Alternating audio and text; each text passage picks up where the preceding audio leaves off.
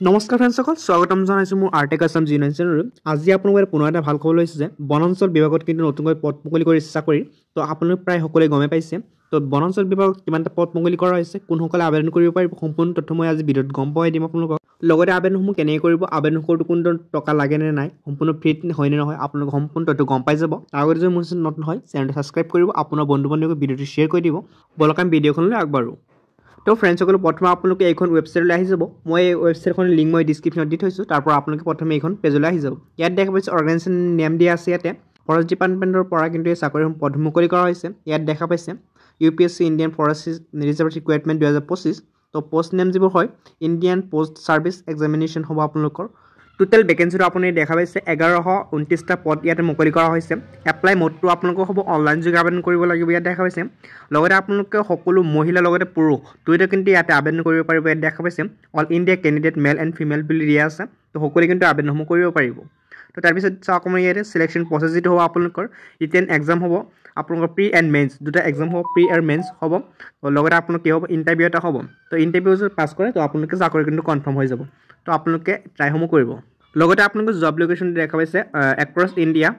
ইয়াতে আপোনালোকে দেখা পাইছে UPSC Indian forest service requirement 2025 কাৰণে যিটো এজ লিমিট হয়, এজ লিমিটটো আপোনালোকে দেখা পাইছে মিনিমাম আপোনালোকে এজ হ'বলৈ 21 ইয়াৰ্ছ হ'ব লাগিব, মেক্সিমাম আপোনালোকৰ 32 ইয়াৰ্ছ হ'ব লাগিব।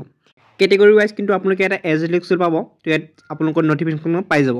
এপ্লিকেশ্যন ফিজ যিটো হয় এইটো কিন্তু আপোনালোকৰ কেটেগৰী ৱাইজ বেলেগ বেলেগ হয়। তো আপোনালোকে চাই লওক ইয়াতে জেনেৰেল OBC কাৰণে কিন্তু 100 টকা পে' কৰিব লাগিব, আৰু SC ST PH XSM কাৰণে কিন্তু নীল। অৰ্থাৎ আপোনালোকৰ সেই যিসকলে ST SC আছে সিহঁতে কিন্তু সম্পূৰ্ণ ফ্ৰীত কিন্তু আবেদন কৰিব পাৰিব। আৰু লগতে যেতিয়া পে'মেণ্ট মোড হ'ব আপোনালোকৰ অনলাইন বাই ডেবিট কাৰ্ড থ্ৰু আপোনালোকে কিন্তু পে'মেণ্ট কৰিব পাৰিব। তো লগতে আপুনি এতিয়া চাই লওক এডুকেশ্যন কোৱালিফিকেশ্যন টাইম চাওঁ। Candidate should have pass graduate in any discipline from recognise university. অৰ্থাৎ আপোনালোকে ইয়াত আবেদন কৰোঁতে আপোনালোকৰ কিন্তু গ্ৰেজুৱেট পাছ কৰিব লাগিব। তো এইটো হ'ল আপোনালোকৰ এডুকেশ্যন কোৱালিফিকেশ্যন। গ্ৰেজুৱেট পাছ কৰাসকলে ইয়াতে আবেদন কৰিব পাৰিব। যদি আপুনি গ্ৰেজুৱেট পাছ কৰিছে তো আপোনালোকে ইয়াতে আবেদনসমূহ কৰি ল'ব। তো ইয়াত আমি ইম্পৰ্টেণ্ট ডেটসমূহ চাই লওঁ। Starting date for apply online 22 জানুৱাৰীৰ পৰা কিন্তু আপোনালোকৰ আবেদনসমূহ আৰম্ভণি হৈছে, আৰু আপোনালোক 11 ফেব্ৰুৱাৰীলৈ কিন্তু আপোনালোকৰ লাষ্ট ডেট হ'ব। তো আজি যিহেতু হৈছে 3 তাৰিখ, তো আপোনালোকৰ হাতত কিন্তু এতিয়াও 8 দিনমান সময় আছে। তো আপোনালোকে আবেদনসমূহ কৰি লওক সোনকালে। তো এতিয়া ইম্পৰ্টেণ্ট লিংকসমূহ আপোনালোক ক'ত পাব, তো মই এতিয়া জনাই দি আছোঁ আপোনালোকক। ইম্পৰ্টেণ্ট লিংকসমূহ মই ডিছক্ৰিপশ্যনত দি থৈছোঁ। তাৰ পৰা আপোনালোকে এইখন পেজত আহি যাব। এইখন পেজত আহি আপোনালোকে ইয়াত দেখা পাব এপ্লাই অনলাইন এনেকুৱা এটা অপশ্যন পাব। ইয়াত দেখা পাইছে ক্লিক হিয়াৰ এটা অপশ্যন পাব। এই অপশ্যনটো আপোনালোকে জাষ্ট ক্লিক কৰিব। ক্লিক কৰাৰ পিছত কিন্তু আপোনালোকৰ সন্মুখত ফৰ্ম আহিব। তো আপুনি ফিল আপ কৰি আবেদনসমূহ কৰি ল'ব পাৰিব। আপোনাৰ জাষ্ট ফোনখনৰ জৰিয়তে কিন্তু আবেদনসমূহ কৰিব পাৰিব। ভিডিঅ'টো ভাল পালে লাইক কৰিব, আপোনাৰ বন্ধু বান্ধৱীক শ্বেয়াৰ কৰি দিব। লগতে মোৰ চেনেলত হ'লে চেনেলটো ছাবস্ক্ৰাইব কৰিব। ধন্যবাদ।